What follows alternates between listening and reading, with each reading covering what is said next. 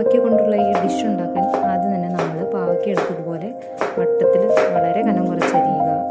അരിഞ്ഞ് കഴിയുമ്പോൾ ഇതിൻ്റെ ഉള്ളിലൊക്കെ കുരുക്കളുണ്ടാവും, അത് നമ്മൾ എടുത്ത് കളയണം. ഇതിൽ ഈ പാവയ്ക്കയിൽ ഇപ്പോൾ കാര്യമായിട്ട് കുരുവൊന്നും കാണാനില്ല. അപ്പോൾ അവിടെ ഇവിടെയൊക്കെ ആയിട്ട് ചെറുതായിട്ട് കുറച്ച് കുരുക്കളൊക്കെ ഉള്ളൂ, അത് നമ്മൾ മാറ്റിക്കളയുകയാണ്. ഇതിലകത്തൊന്നും കുരു ഇല്ല, കുരു ആയിട്ടില്ല. ചില ഭാഗങ്ങളിൽ മാത്രമേ കുരുവുള്ളൂ, എല്ലായിടത്തൊന്നുമില്ല. അടുത്ത് നമുക്ക് വേണ്ടത് ഉള്ളിയാണ്. 3 പാവയ്ക്കായിരുന്നു നമ്മളെടുത്തത്. അപ്പോൾ അതിൻ്റെ അനുസരിച്ച് ഒരു 4 ഉള്ളിയും കുറച്ച് കുഞ്ഞുള്ളിയും ജസ്റ്റ് ഒന്ന് കട്ട് ചെയ്ത് മിക്സിയിലിട്ട് കുറച്ച് ഉപ്പിട്ട്, കുറച്ചല്ല, നമ്മുടെ കറിയിൽ പിന്നെ നമ്മൾ ഉപ്പ് ഇടണില്ല, വേണമെങ്കിൽ ആഡ് ചെയ്യാമെന്ന് മാത്രമേ ഉള്ളൂ. അപ്പോൾ ആവശ്യത്തിന് ഉപ്പിട്ടിട്ട് മിക്സിയിലൊന്ന് അരച്ചെടുക്കണം.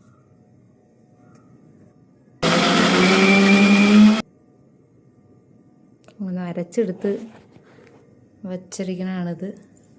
നന്നായിട്ട് അരയ്ക്കണം. അതിനുശേഷം നമ്മളൊരു ചീഞ്ചട്ടി എടുത്ത് കുറച്ച് വെളിച്ചെണ്ണ ഒഴിക്കുക.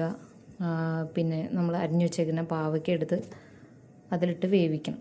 അപ്പോൾ നമ്മൾ കുറച്ച് പാവയ്ക്ക വെച്ചിട്ടാണ് വേവിക്കണത്.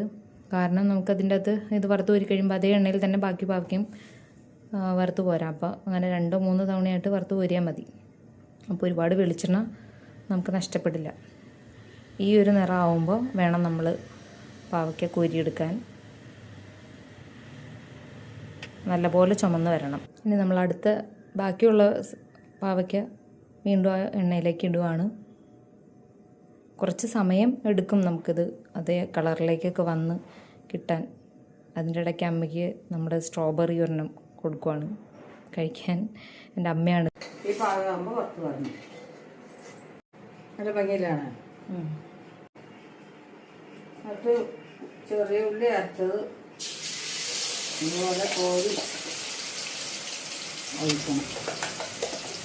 നമ്മൾ അതേ എണ്ണയിലേക്ക് തന്നെയാണ് ഉള്ളിയും ഇടുന്നത്. വെള്ളം മുഴുവൻ വരിഞ്ഞിട്ട് അതേ വരയ്ക്ക് ഇത് പൊട്ടി തട്ടിയാൽ വെള്ളം മുഴുവൻ വന്നിട്ട് രണ്ടാമത് പൊട്ട് വെച്ചെണ്ണ പോയിട്ട് ഇളക്കുക. അങ്ങനെ ഇളക്കിക്കൊണ്ടേ ഇരിക്കണം, അത് അടിപ്പിടിക്കും. ഇത് അത്യാവശ്യം സമയം എടുക്കുന്ന ഒരു പ്രൊസീജിയറാണ്. നല്ലപോലെ ഉള്ളി ചുമക്കണം. ഉള്ളി വെന്ത് ഈ പരുവമായി കഴിയുമ്പോൾ നമ്മൾ തീയുടെ സിമ്മ കുറച്ചിട്ടിട്ട് മുളക് പൊടിയും മഞ്ഞൾപ്പൊടിയും ഇടാൻ പോവുകയാണ്. അപ്പോൾ ഒരു 2 സ്പൂൺ മുളക് പൊടിയും 1 സ്പൂൺ മഞ്ഞൾപ്പൊടിയാണ് നമ്മൾ ഇട്ടിരിക്കുന്നത്. ആവശ്യമുള്ളവർക്ക് കുറച്ചുകൂടി കൂടുതൽ കുറച്ച് എത്രയാണെന്ന് വെച്ചാൽ ഇടാം.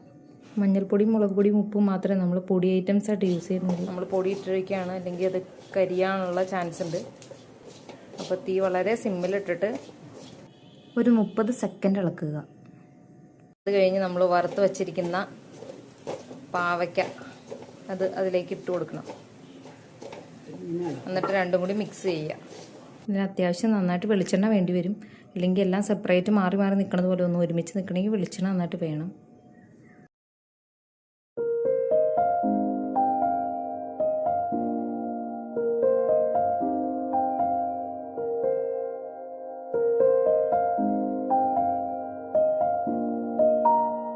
അമ്മയുടെ കുക്കിംഗ് അടിപൊളിയാണ്. അമ്മ ഒരു മാസ്റ്ററാണ് കുക്കിങ്ങിൽ. നിങ്ങളുടെ അമ്മമാരുടെ കുക്കിംഗ് നിങ്ങൾക്ക് ഇഷ്ടമായിരിക്കും. അങ്ങനെ ഇഷ്ടമുള്ളവരൊക്കെ എൻ്റെ ചാനൽ സബ്സ്ക്രൈബ് ചെയ്യുക. അപ്പോൾ ഇനി അടുത്ത വീഡിയോ ആയിട്ട് വരുന്നത് വരെ ബൈ.